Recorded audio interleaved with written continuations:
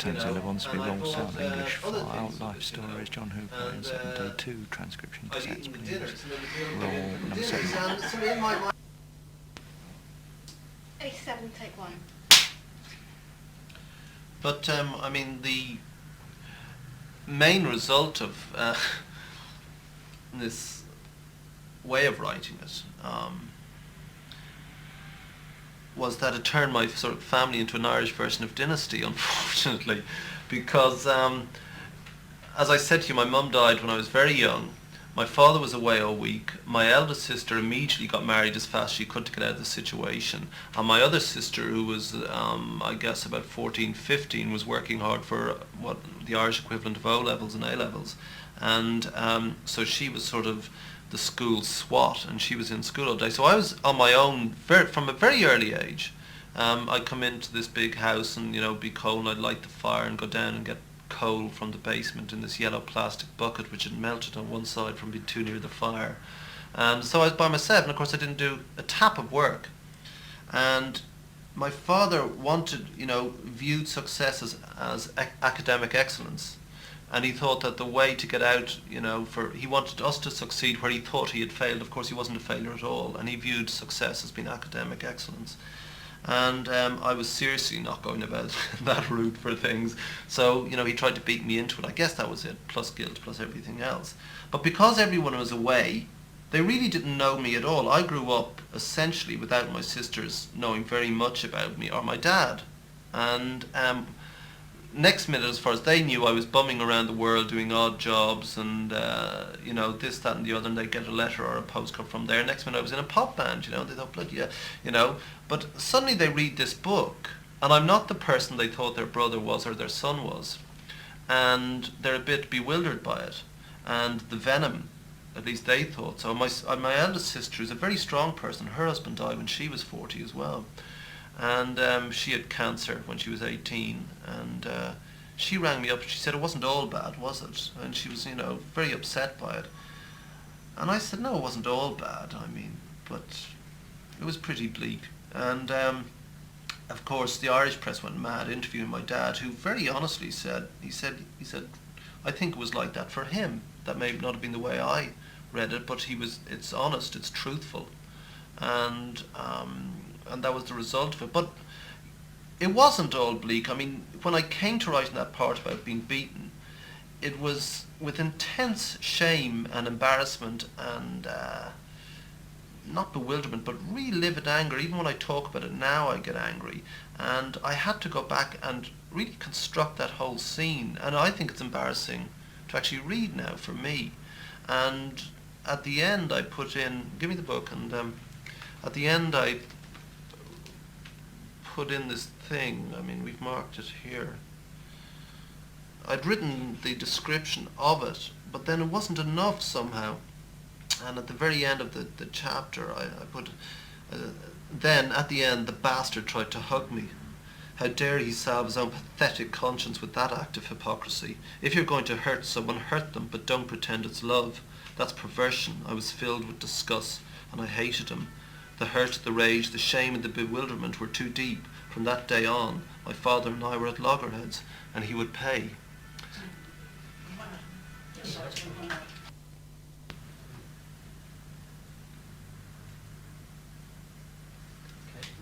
88, take 1. So you got the book there.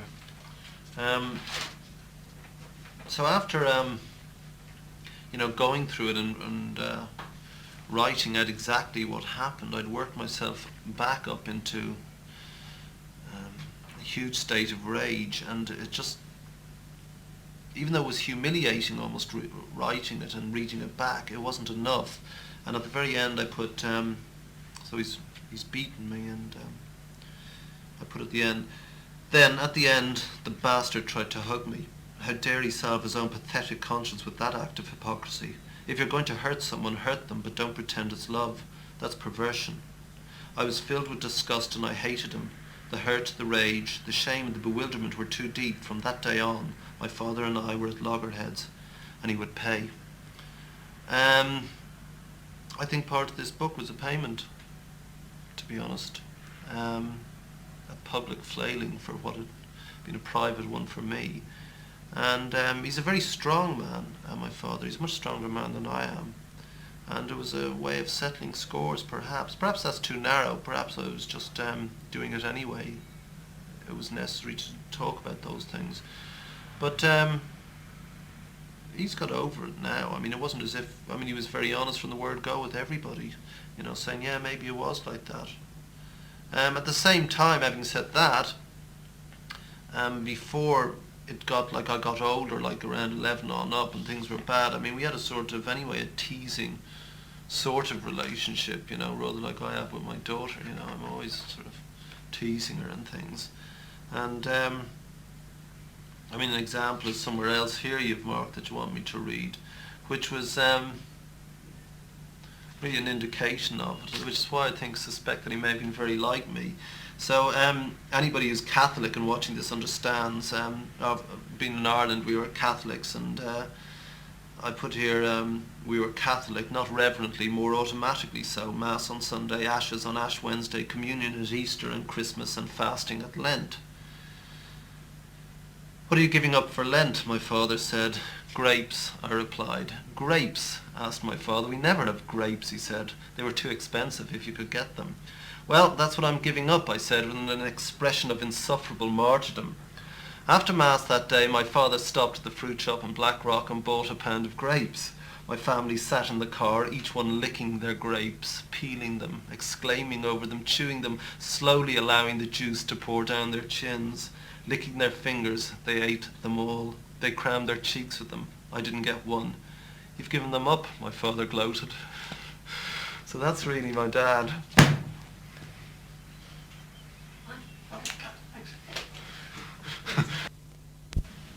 Right, now it's a wild track, just a bit of voiceover from Bob.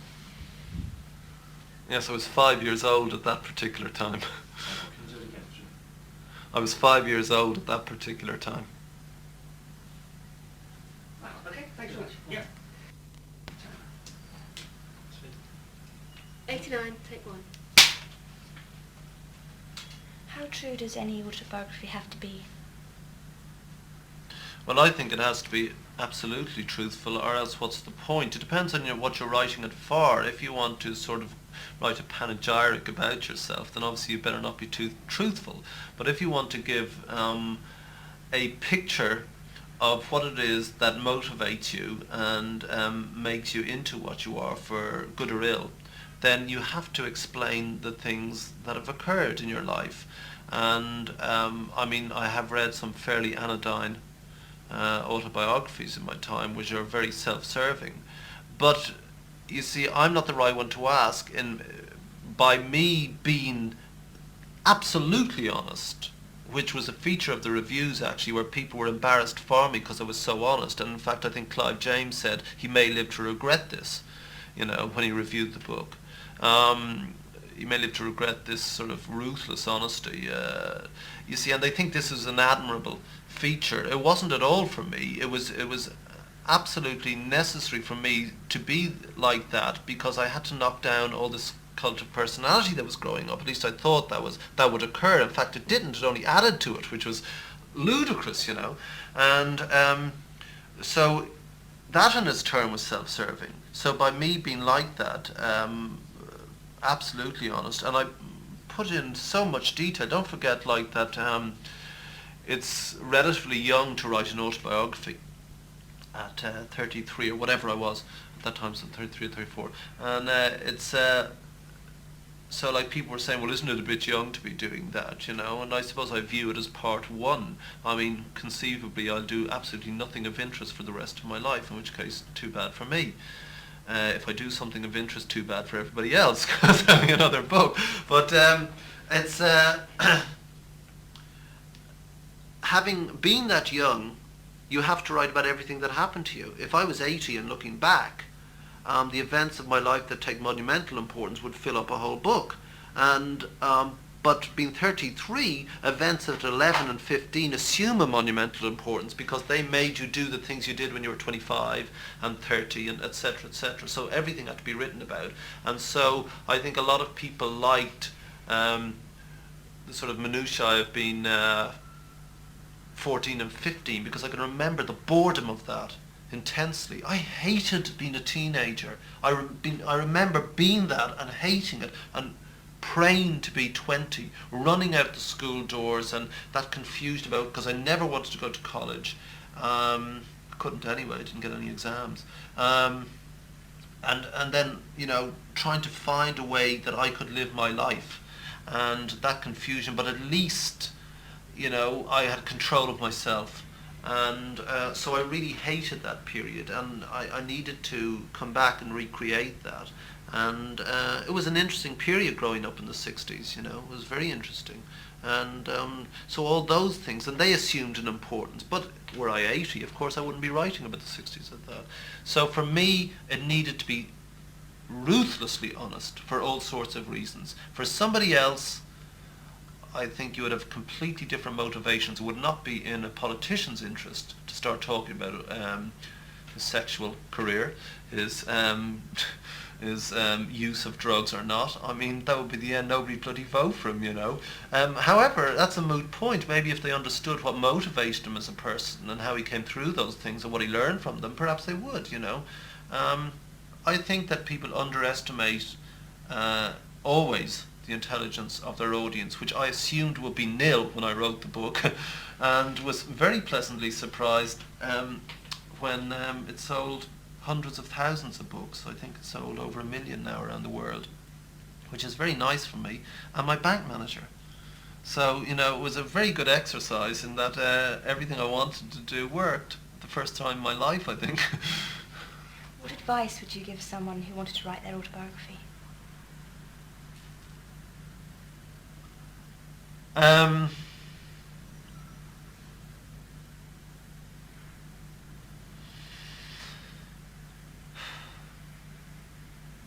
don't know. I mean, to write your autobiography, you want to be able to place your life into some meaning, to make it coherent, to give a point to it. And I don't think you necessarily have to go out and do big things in order to write your biography. I mean, some of the most wonderful books written about people like Pepys's diaries, even though he was a great man, is to me one of the greatest English books ever. I mean, I just love those diaries because he was a curious man, he was observant, he was a rounded person, and that's really it. If these things are interesting enough, what occurred to you, and nobody is that unique that they don't have shared experiences, which is actually one of the tricks. I think I didn't understand that at the time, but a lot of people wrote saying, my God, you've written about my life, sort of thing. And of course I didn't, but everyone has similar experience, and I think it's to write about it in a way that is compelling and to come at it from an angle that is very personal, and that even though you've shared an experience with thousands of other people, it's your unique way of looking at it that'll make a difference. And if you can convey that, and then it becomes interesting. So that's the sole criteria. Write an interesting book if you're going to write an autobiography. If it's boring, knock it on the head, you know. How do you think this book would be suitable for people who are studying English for A-level? Search me, I haven't an idea. That's, you know, I had no idea.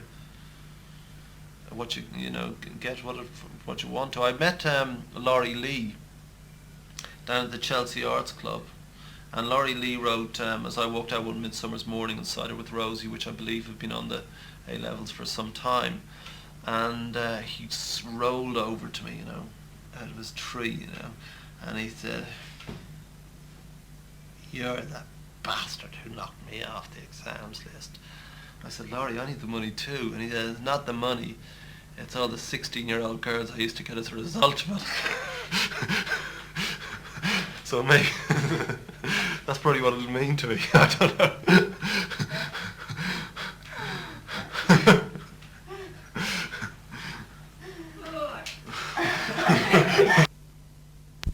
Coming up now, this is one-track reading from Bob as voiceover.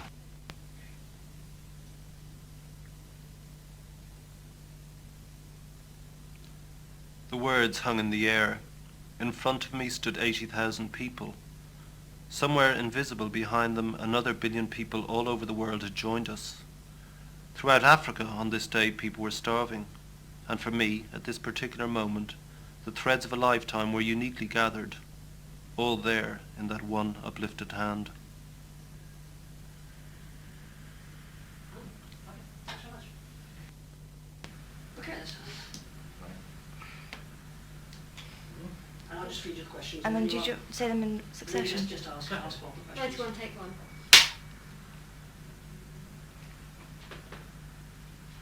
Okay. Why did you decide to write your autobiography? Why did you decide to write your autobiography? How did you actually start to write? How did you actually start to write it? Once you've done the factual writing, did you enjoy going over it? Once you'd done the factual writing, did you actually enjoy going over it? To what extent should you be aware of hurting people's feelings when you write an autobiography? To what extent should you be aware of actually hurting people's feelings when you're writing an autobiography? How true does an autobiography have to be? How true does an autobiography have to be? What advice would you give someone who wanted to write an autobiography? What advice would you give someone who wanted to write an autobiography? And lastly, how do you think this book will be useful to people studying A-levels? How do you think this book will be useful to people studying A-level? Fine. Do you want to do that last one again? Yes, okay. A bit hesitant. Yep, okay. Sorry. Off you go. How do you think this book will be useful for people studying English A-level? Fine. And the only other thing we want to do is